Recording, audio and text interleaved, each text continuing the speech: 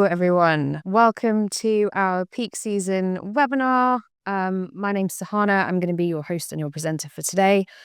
Say hello, drop your name in the chat. Let me know which brand you're coming from, whereabouts in the world you're dialing in from. It would be nice to see who's here. I'm going to give it just a couple of seconds for people to join and get comfortable. But yes, welcome. We're going to be talking about all things peak season, which might feel very early for some of you, but I can assure you it is never too early to start planning for Black Friday, Cyber Monday, and the craziness that is peak season. So we are going to go through 5 big data trends that we saw in last year's peak. So we analyzed all of peak season last year, all the behaviors, what was happening, so that we can help inform you on what to do for peak season coming up this year. I'll talk you through the data, I'll give you some insights, but hopefully I'll spend most of today actually giving you some tips, things you can do, some examples from really great brands to give you a bunch of inspiration. And hopefully you'll leave today feeling like you have a bit of a head start on peak season, which I know is probably some of the biggest trading times for most retailers. So like I said, don't be shy. I'm not going to do a formal Q&A today, but I have the chat box open. So if you have any comments, if you have questions for me, just ask them in the chat as we go along. I'll be more than happy to chat with you. And if you have any comments or ideas or things that you want to add to the conversation, please do. So I'm going to get started because we have quite a lot to cover today. And before we get into the actual trends and the insights, I just want to quickly walk you through the data so you know where all these insights are coming from. So our data comes from all of our lovely retail customers who are using the Contentsquare platform. So we look at like-for-like brands. So we look at brands that were using Contentsquare during peak last year and the year before, so we can compare exactly what changed. And we look at the peak seasons across those 2 years. And this is over 2,000 websites. This is not a small sample size. It's not a small amount of brands that we're looking at. It's a really scalable data source, which means we have over 200 million sessions that we've analyzed, over 973 million page views that we've been looking at across the world and across many sub-industries. And we'll actually dig into both of those things as well. So these are proper benchmarks. A lot of what we're going to be seeing here, hopefully you can relate to and can inform some of your decisions for next year. Also, here are some of the metrics that I'm going to be walking you through today. So there's 5 kind of core metrics that we look at when it comes to peak season. Number 1 is traffic, 2 is bounce rate, and then we look at some revenue metrics like conversion rate, average order value, which hopefully you should be comfortable with both of those. And then we have revenue per visit, which is actually conversion rate times average order value. And this is quite a useful one to know because it's basically telling you the number of dollars that you're getting for every visitor that comes to your site. This is really useful to understand if you're making the most of your traffic, your acquisition costs, great for marketing to be on top of. And then we also have some phases that we break the peak season cycle into. So first of all, we just have our normal baseline. So this is before any funny business starts happening on your website. This is just the baseline performance before peak starts. We then have pre-peak, which is kind of the start of November. This is, early November until Black Friday kind of kicks in. And it's when stuff starts to spike, when behavior starts to increase from the baseline or deviate from the baseline. Then we have peak season, which is basically Black Friday through to Cyber Monday. It's your highest concentrated and intent window. Then we've got post-peak when things start to flatten out and maybe die down again. And then we keep an eye just on the January extension to see if anything is kind of carrying kind of a halo effect or anything into the new year. So this is the perfect segue into a poll that I would like you all to vote on. So speaking of timing on Black Friday, when does your peak season traffic start to spike? So hopefully a poll is going to pop up for you on this webinar. There you go. So when does your peak season traffic start to spike? Is it over a month before Black Friday? Is it 3 weeks, 2 weeks? Is it a week before? Or is it really that you just start to see traffic peak during Black Friday week? I would love to know. Give you a couple of seconds to vote. Let me know when your peak traffic starts to spike. And yeah, my first action, I'm going to talk to you about exactly what this window is going to look like this year based on last year's data. So let's maybe take a look at some results. Nice. Okay, a bit of a spread. So a few of you are seeing traffic a whole month before Black Friday, which is great. But most of you are in that kind of 2-week window, which pretty much directly correlates with the data that we have. So let's take a look at what's happening with the peak window. So the peak window year on year is actually getting shorter. Um, Shorter in, but also shorter out. So it's really condensing and becoming a really concentrated window of behavior that we start to see changing during the season. Let me deep dive into some of the data. So first of all, that peak traffic window, so when most people are coming to your website where you've got high traffic, shrank by 5 days between 2024 and 2025. So in 2024, peak traffic entered or started to spike around 21 days before Black Friday, so 3 weeks. Last year, peak traffic entered about 16 days before. So quite very, very similar to what most of you were voting at 2 weeks. So you've got less momentum going into Black Friday. And what's also a kicker is you're having the same effect on the way out. So after Cyber Monday closes, there isn't really this like second wave that we've seen in years past. Traffic is also kind of dipping and never returning after Monday, Cyber Monday. So it's getting tighter at both ends. We saw this occur across basically all sub-industries in retail across the whole data set. So this should really start to make you think about how you plan. You can't rely on such a big buildup anymore. You've got less time to get your customers engaging with you for peak. Now, there's a little bit of a surprising twist with conversion. So traffic arrived later. Shoppers bought a little bit faster this year. So when we look at transaction volume on this graph, you can see that transactions also started to rise a little bit later in 2025, 19 days before versus 24 days before in 2024. So same gap, actually, 5-day gap. But what's interesting, and maybe a slightly positive spin on this, is that conversion rate itself actually peaked 2 days before Black Friday in 2025. In 2024, it was just 1 day before Black Friday, you'd see conversion rate spike. This year, it was 2 days before. So people are having a much shorter window. They're getting to you later to see your brand, to research your products, to explore. And then when they're coming to convert, they are super ready to convert.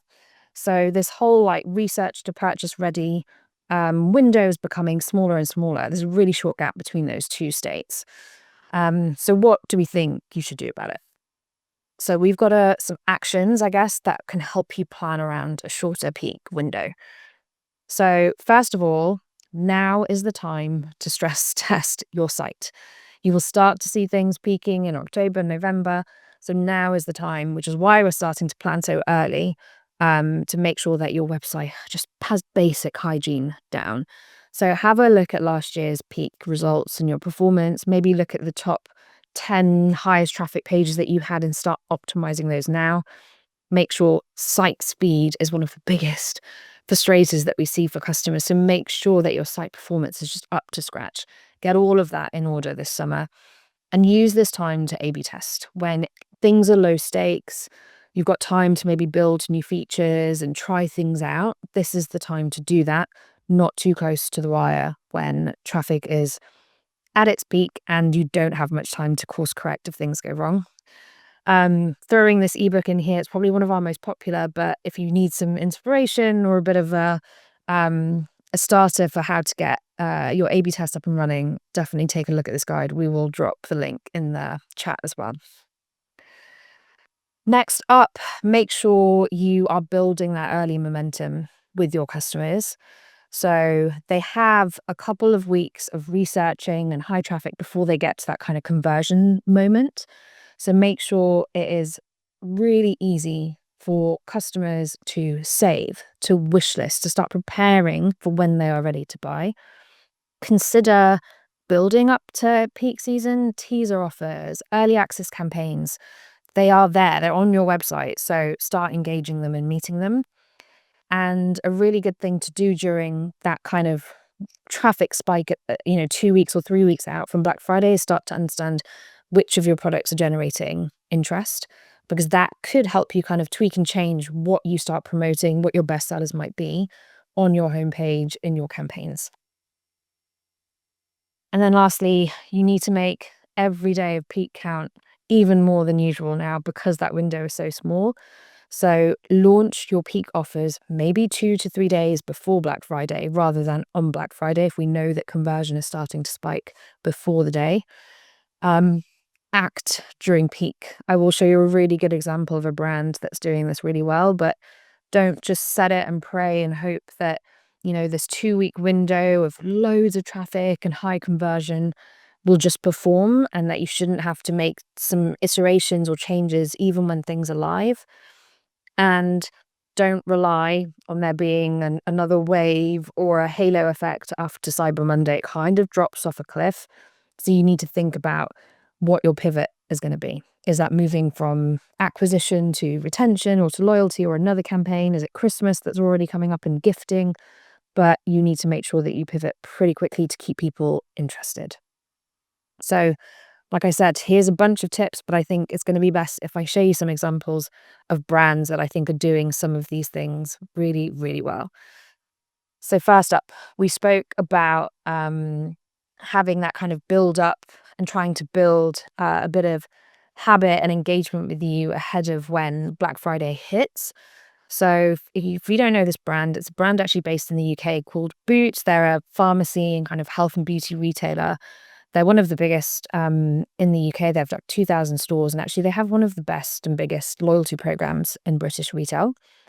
But instead of just doing one kind of big campaign and offer during Black Friday, they actually do a really good build up where they have some like key moments during the week that builds this habit with their customers. So they do these weekly rotating deals. They have these like £10 Tuesday deals. They have star gifts, which shoppers have to keep checking. One releases at like midnight. So they have to go back and check and build this habit where they're going back to check products, to check prices, the behavior that you want to see them do when they come back for Black Friday. And then they also give their members, which is their Advantage card, which is their membership, they get all of the exclusive Black Friday offers a day before they go live to the general public. So like we said, we're seeing conversion happen a day before. So this is one way of making sure that you maximize that engagement.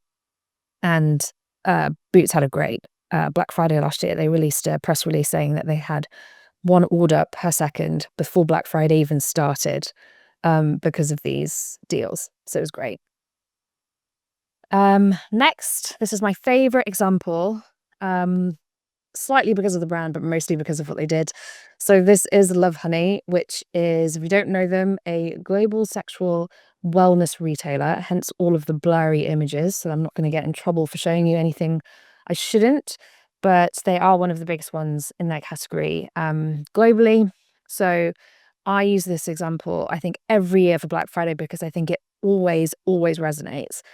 So they launched their Black Friday landing pages on the 19th of November, so about a week before Black Friday. And within 3 days, so what Lovehoney did really well is they're tracking the data every day, every hour after launching. They saw after day 3 that they had a really high exit rate on their product list pages.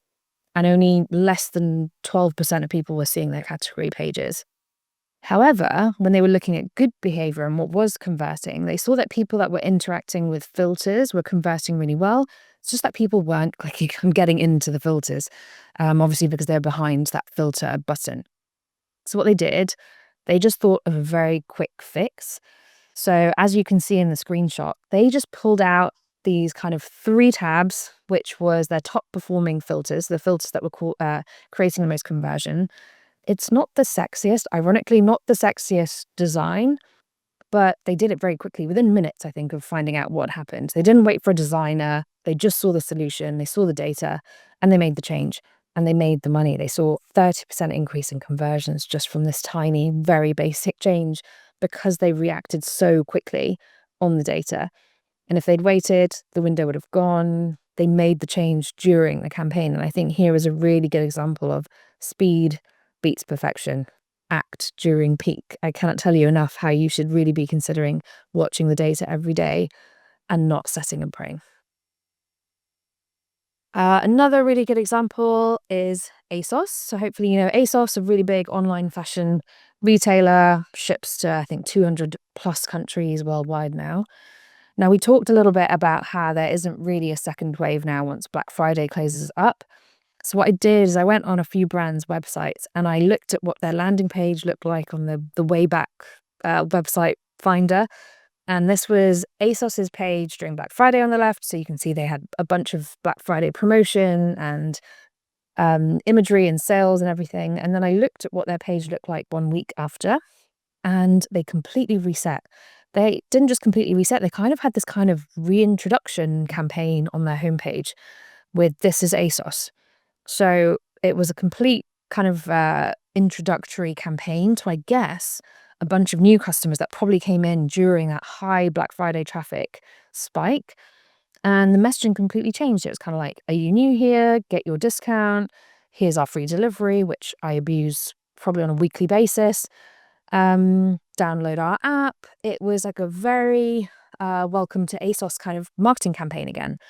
So this is a really good example of they pivoted. So they knew they would have generated a bunch of traffic who had no idea who ASOS were, that were chasing deals. And then if they were to come back, they got this campaign, which made way more sense for them after that kind of Cyber Monday peak dropped. Now, Sephora, who I'm sure you all know, do things even more extreme, I would say, when it comes to loyalty. So I looked at their site as well. They went from Black Friday deals, sale, everything, to fully ramping up and switching on to loyalty. Now, Sephora is really known for their loyalty. They have a crazy amount, I can't remember the percentage of people on their points program and their loyalty program. But as soon as Black Friday and Cyber Monday finished, they went hard. They went in on their rewards bazaar. They had multiplier events to encourage people to start collecting points. They had all of these virtual events and beauty classes lined up during December and January. All of these things were exclusive for members. So they really decided Black Friday, we get people in, we discount, we get them buying. And then after that, it's all about building membership and using that wave to build membership. So December doesn't have to be this discount hangover. If you've built the interest, you can then build the loyalty. So yeah, 2 examples of how you can pivot from a really high traffic season to something else. Okay, let's move on. So we've talked about timing. Now I would like to talk about devices. So hopefully a poll will pop up now. But I would love to know, which device do you currently prioritize when optimizing for peak season? Now, I understand it's probably not as black and white as mobile or desktop, or both equally, but I would love to know. I think everyone has a bit of a sway towards one of the other. Teams, tend to focus on one and then the other. So I'd love to know what you all think. Give you a few seconds to vote. And then in the next section, I'm going to walk you through just that. What we saw in mobile, what we saw in desktop during peak season last year. All right, let's have a look at some results. Okay, most of you are saying mobile or both equally. Interesting. With desktop, only a couple of you voting for. Okay, interesting. So let's have a look at what we saw in terms of devices. So it's not as simple as you should only focus on mobile, or you should only focus on desktop. You probably knew that. But we really saw that these devices were doing very different jobs during peak. So mobile is doing really the heavy lifting on traffic and bringing the crowd in, whereas desktop, that really strikes when someone's ready to convert, and that's where your buyers are. So let's have a look at traffic and how mobile's bringing in a bunch of your traffic. So the headline here really is that mobile dominated. So mobile reached 78.7% of peak traffic last year. That's up from 2024. It's probably the biggest shift we actually saw in devices during that signal. So mobile really, really spiked. But when we look at pre-peak, so that build up towards peak where people are probably, researching and not necessarily buying quite yet, we did see desktop grow slightly. It's the first time desktop had kind of reversed its year-on-year decline. But shoppers were maybe also using desktop at this stage to do a bit of research, but a comparison before that kind of peak window opens. So yeah, mobile dominates during peak, especially in that well, I mean, you can see it all the way through, right? Most traffic is coming from mobile.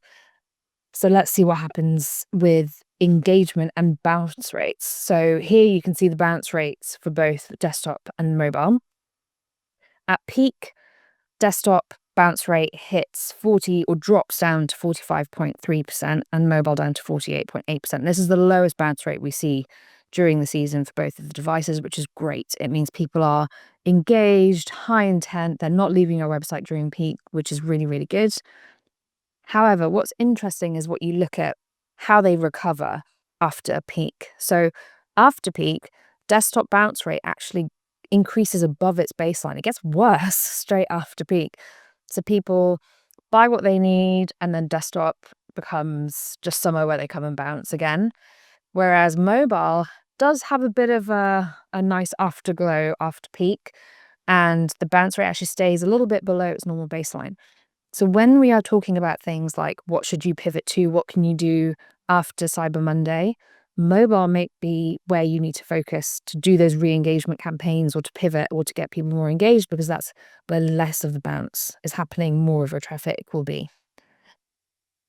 Okay, and then let's also look at conversion. So desktop conversion at peak is 4.53%, which is a huge number, and it's nearly double actually mobile's 2.41%.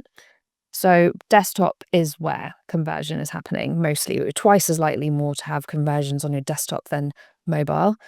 However, there is a little bit of a gap that's closing between them. So as you can see, desktop conversion actually slightly decreased year on year, whereas mobile conversion very slightly increased year on year. I wouldn't say it's anything you should be switching your strategy over just yet, but I think as the years go by, we'll see these numbers getting closer and closer together. But right now, as I said, most of the conversions are happening on desktop. So what do I think you should be doing off the back of all of this data? So you really need to start thinking about how you use these two devices separately and together. So mobile, as we can see, most traffic is coming from mobile. And we're seeing this traffic spike, in the lead up to peak. So mobile, we know, is going to be for browsing, searching, and for saving during that research period. So again, make sure your mobile is performing. We know that site speed on mobile is a killer. So make sure that that is all up to scratch going into peak season. Make sure that mobile is really good for filtering, for navigation, for search. Allow people to research and find the products that they need on mobile easily, and make saving and wish lists and all of those kind of things as easy as possible on mobile, because session after session, they're going to want to continue to build on their research and then come back and buy with you. We also have a brilliant ebook that will help you all around optimizing mobile experiences. If you want to take a look and start focusing on mobile, you can scan this, or we'll drop the link in the chat as well. But also another useful resource. We could do a whole webinar just on this, but I'll leave that with you in your own time. Then desktop. So make sure that desktop really starts to focus on conversion when you get to peak. So remove as much as possible any unnecessary steps or friction between your products and your purchasing. People have researched, they know what they want. Do not create barriers then to purchasing. Create that urgency. And then there's loads of tactics you can do here, and I'm going to go through some of them in specifics later on in the webinar, but you know the drill: the selling fast, the low stock flags, the countdown timers. Create the urgency when someone's on desktop. And lastly, your checkout needs to be as slick as possible. We see so many people drop out during checkout, which is just leaving so much money on the table at a time where people are ready to convert. So you should be really focusing on looking at your checkout now and seeing what you can do. And then lastly, connect these two devices together. They are not working in silos. Someone is very, very likely using both of these devices with you before they buy. So remove things like account barriers, especially during peak. Just let people favorite, jump between devices, see their last feed very easily, and make sure that you're nudging someone. When you see that someone is really in that browser behavior on mobile, make sure when peak comes that you nudge them to convert desktop or mobile. So let me show you some brands that I think are doing this. really well. So, like I said, you want to make sure that your mobile is really good for searching and researching and finding products. Now, a brand that I think does this really well is Hugo Boss, who I'm sure you know.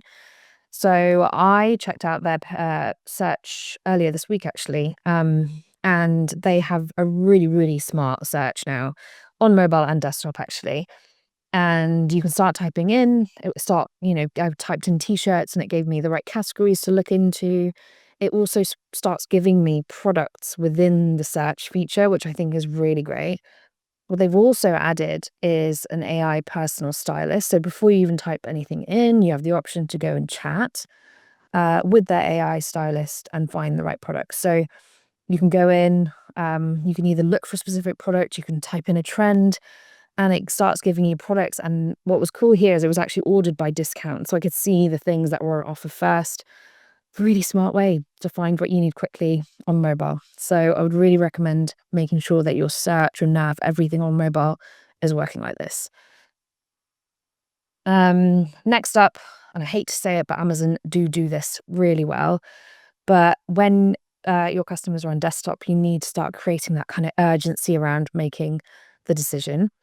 So Amazon does this really well. They've got countdown timers, so you can see how long's left on a deal. You can see progress bars where it says, X% of people have claimed this already. And it's these little mechanics. They work on all of us, even when we work on the industry, work in the industry. These things do work.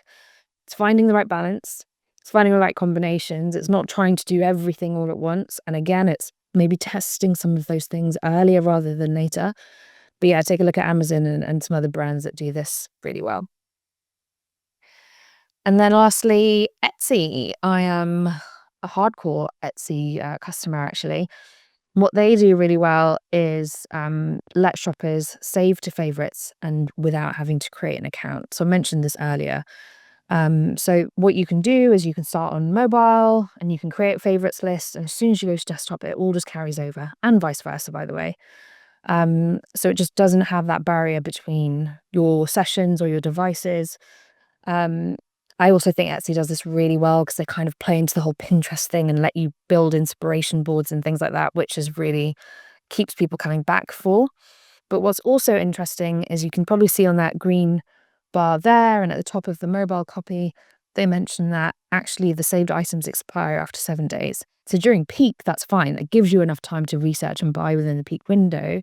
It's quite a clever mechanic because then after 7 days, if you want to hang on to some other products that you'd saved, it then kind of converts you into an actual account holder or kind of longer term customer. So very, very clever way of doing a bit of both, giving the convenience during a busy season and then nudging you to create an account afterwards. Okay, moving on to our next trend. I'm going to start with another poll. So we talked about devices. Now I want to talk about revenue. So hopefully you can give me some very honest answers here. It's all anonymous. But how did your peak revenue perform last year? How did you do as a retail team or as a company or as a brand? Did you exceed your revenue targets? Did you kind of meet the expectations of what you're expecting? Or did you maybe fall short of your peak revenue targets last year? I'd love to know. Like I said, please be honest. Give you a few seconds to answer. And then, yeah, I'm going to go through what we saw in terms of revenue numbers, average order values, and how those things are changing year on year. All right, let's take a look at some results. Wow.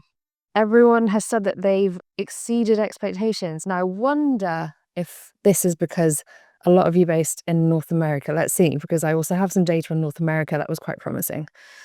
So let's talk about revenue. So peak revenue did go up slightly year on year, which is good. So we weren't seeing any negative trends in terms of, companies making a load of less money, but there were some nuances to peak revenue.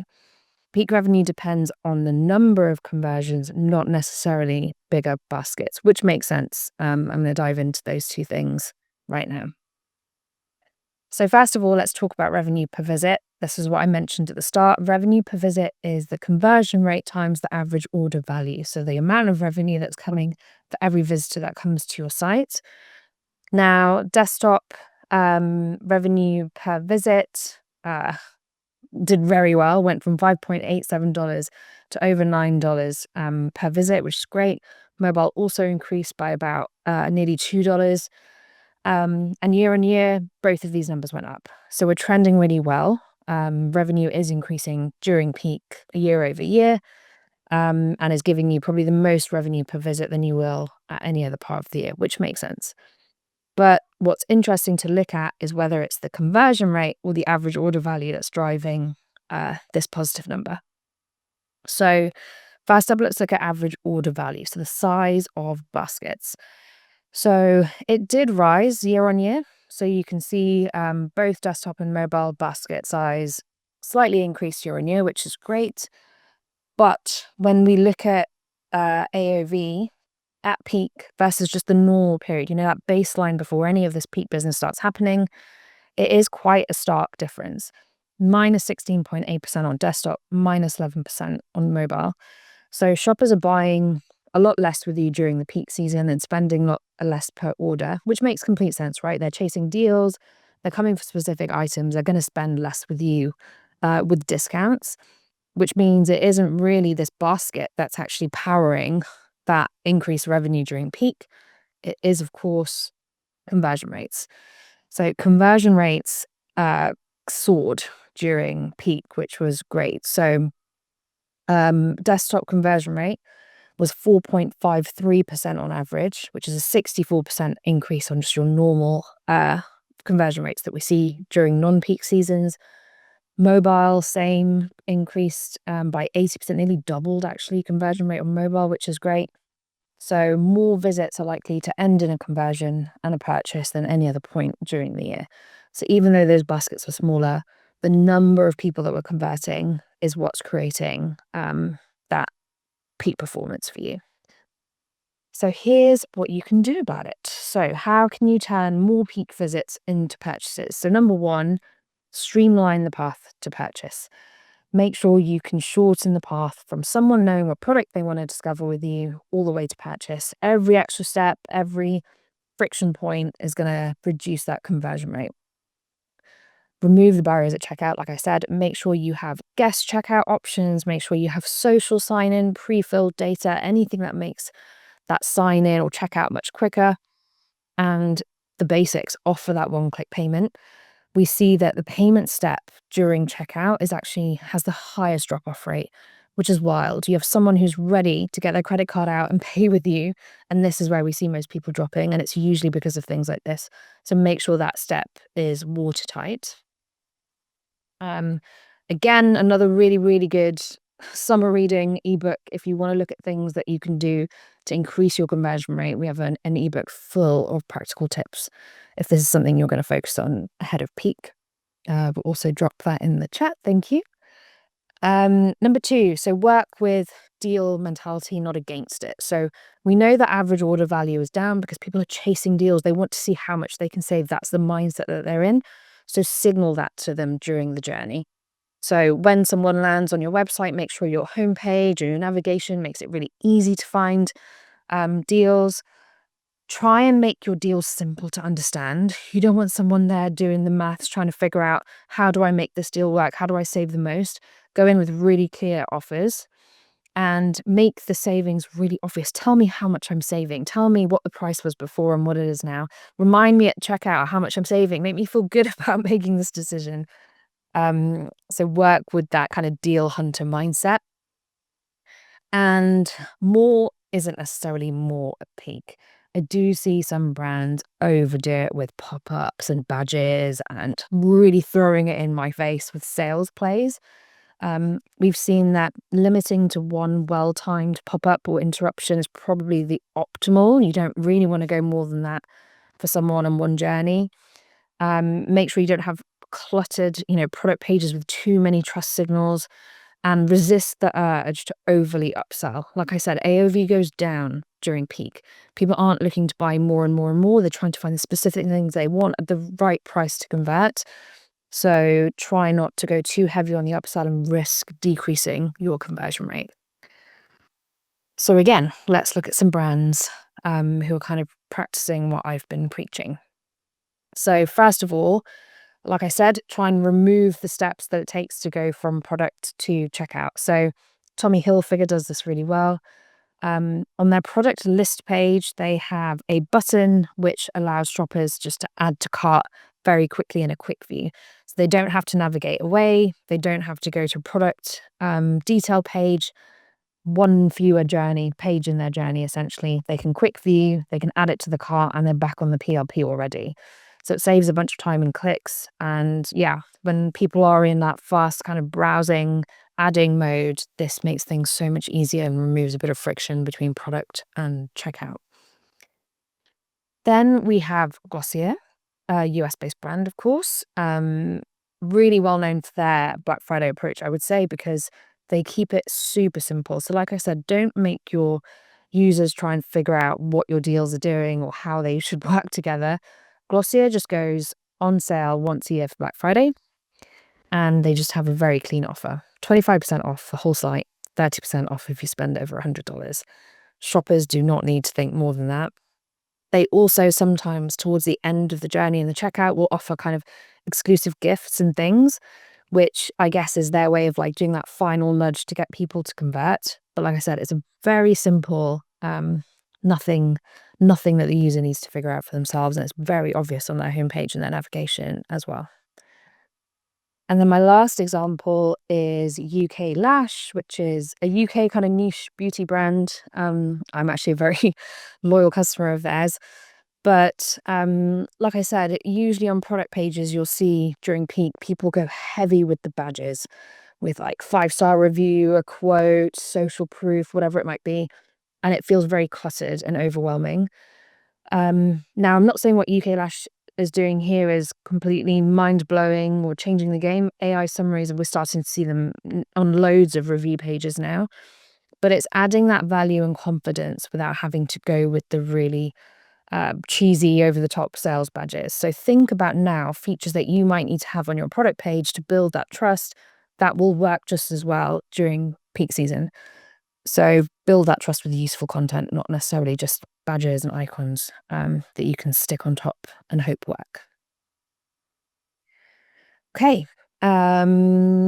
let's move on. So I'm going to do a couple of deep dives now that I think will give you a bit more context specific to the brand that you work for and the sub-industry that you're in. So retail is not the same across the board. I very much appreciate that. If you're working in luxury or you're working in fashion or home goods, there can be very different stories depending on your sub-industry. So I'm going to show you what those differences are and maybe how you strategize depending on what type of retailer you are. So let's first have a look at conversion rate.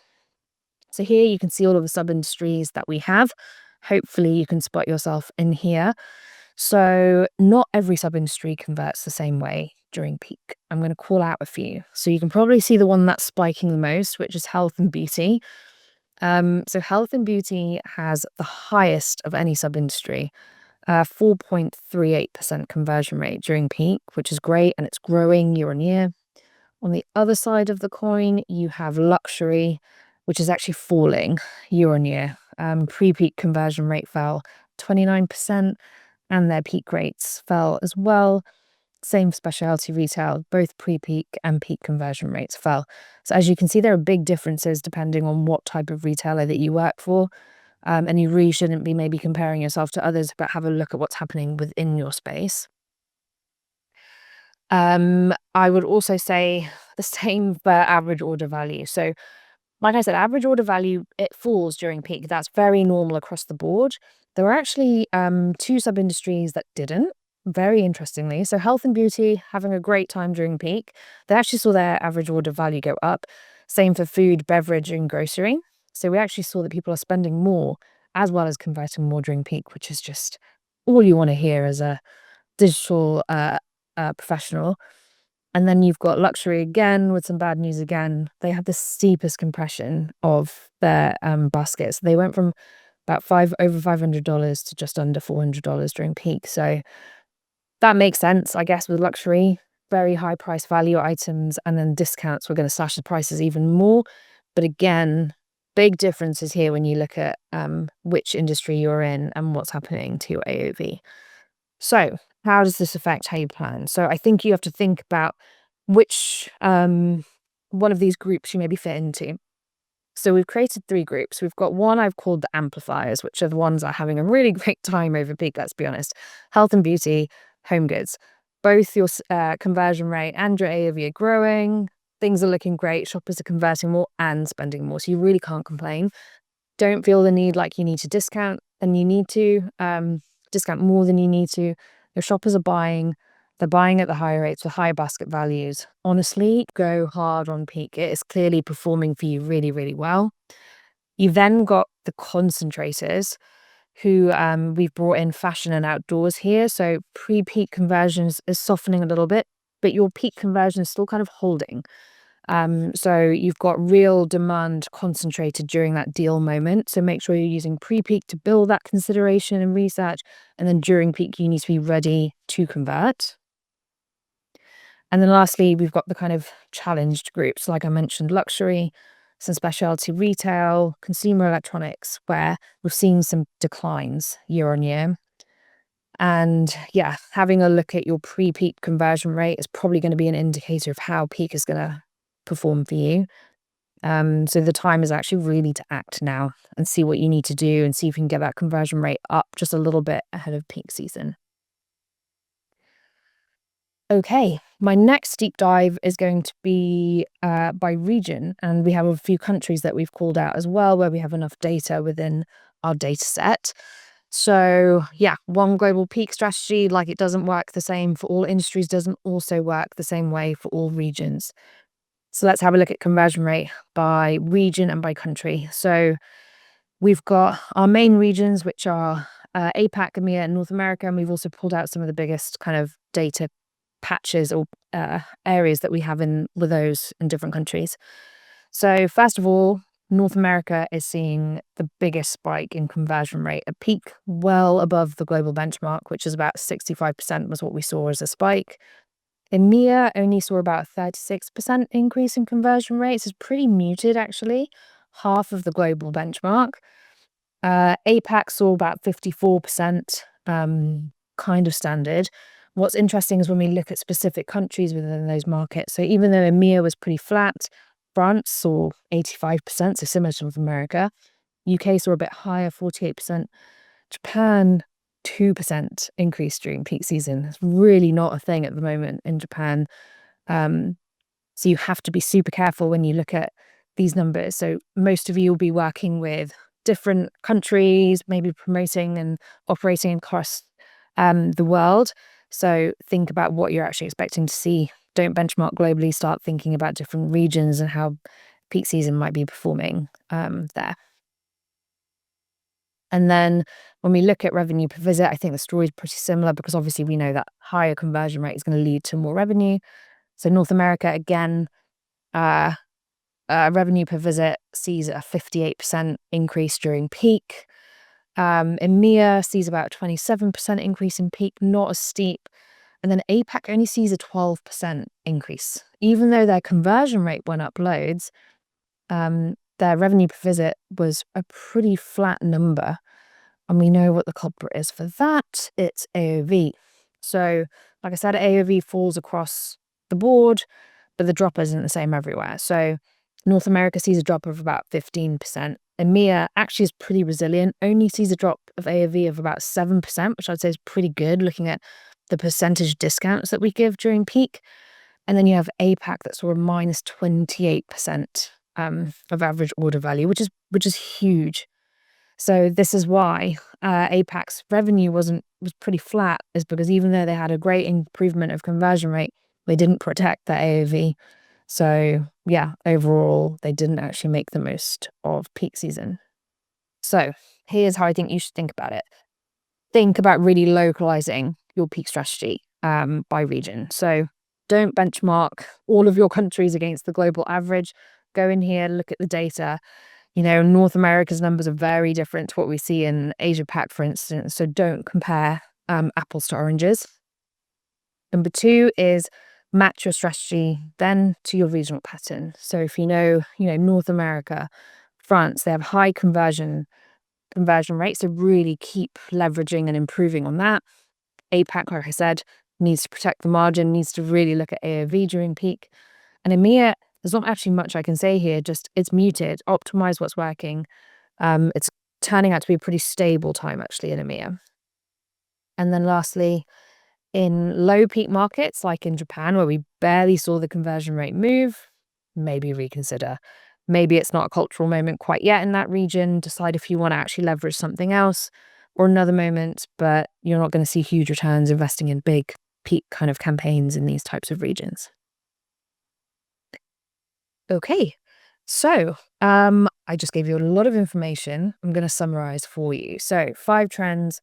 I gave you a lot to take in, but here's what I think you should take away from today's webinar. So, number one, the peak window is shrinking. That window for that peak activity of traffic is getting shorter and shorter. It was 16 days last year. It was 3 weeks the year before. I imagine it's only going to get shorter this peak season at the end of this year. Devices, like I said, have very different jobs. Mobile is doing something very different. Desktop is where people come to convert. Make sure you are thinking about both in those senses. Peak is a conversion game. Conversion rate is what's going to increase at peak. Average order value is actually going to fall. So you need to make sure that conversion rate is being edged up and up as much as you can to make up for that loss of AOV. And then depending on what category you are, depending on what region you're promoting in, you're going to see very different results and trends. So make sure you're not just comparing everything to each other and that you're really looking at the nuances of what products you're selling, especially if you're multi-product, by the way. If you have multiple categories in your product, it's really interesting to look at this data as well and think about how you're going to promote in each market. And I'm just going to leave you with some final thoughts because we work with so many of our customers during this season and just want to leave some advice for you and your teams. So number one is your window is now. Audit your site performance and your checkout and all of your most important pages now. Don't leave it too late until peak.